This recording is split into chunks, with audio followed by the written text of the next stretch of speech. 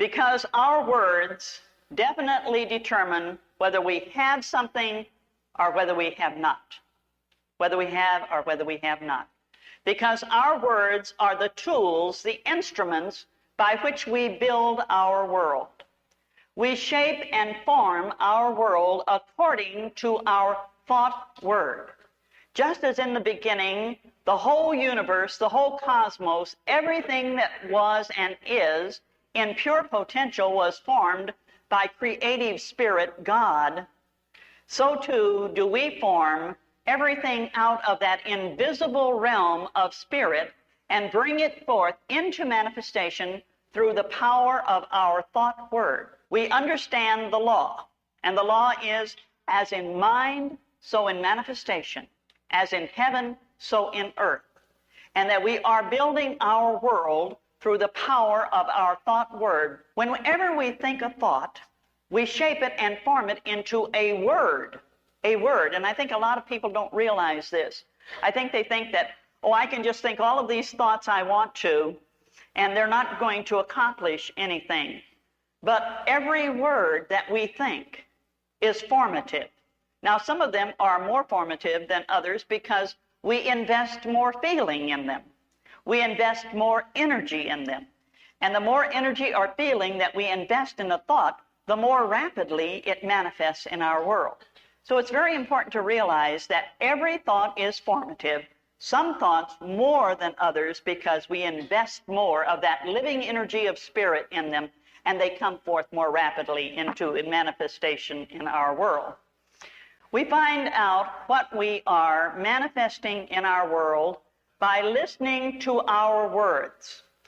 Now, we don't just listen to the words that we're speaking audibly, although that's very important, because we are speaking a lot of words audibly which are not constructive.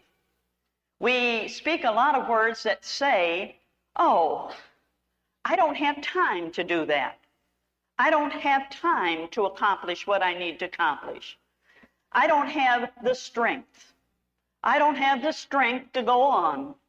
I don't have the strength to be and do what I want to be. I don't have the energy. Golly, I'm just worn out. I'm just dragging around. I don't have enough strength or energy to go on. How many times do we hear ourselves saying that? Or, well, I don't have the money to do that. I don't have the money to do that. I can't do that because I don't have. I don't have the knowledge. I don't have the background. I don't have. And you know what? You don't have. The words that we speak are formative. Now, I'm not talking about being Pollyanna and saying that we have something when we don't have it. But what we have to begin to do is recognize that we do have abundance now. We do have abundance now. We do have a manifestation of good in our life now. But we can have more. We can have more. So we need to begin to form an attitude that says, I have this, but I am going to have more. Do you see the difference? Because we often center in and focalize in on the idea of the have-nots, the have-nots. We tend to center all of our energy on have-nots, and have-nots are nothing but empty holes into which you can keep pouring all of the thought energy of your mind, and it will never be filled because it's a bottomless pit. It's a bottomless pit. So what you really need to do is work with the idea of the abundance that you have now. 1 penny can be abundance. 1 penny can be abundance because it's good.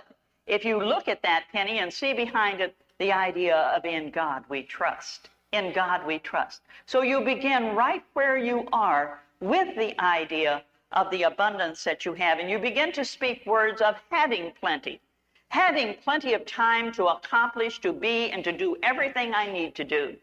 Having all of the strength and the energy within me, the potential for experiencing and expressing wholeness of mind, wholeness of body, strength, energy to do and to be.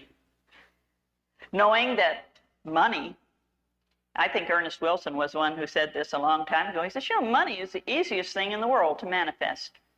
And a lot of people would say, what do you mean it's the easiest thing in the world to manifest? It really is. It really is.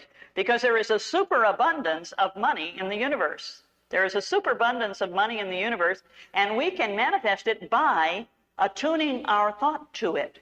But there are other things such as health, such as peace of mind, and things like that, and harmonious human relationships that take a little bit more work.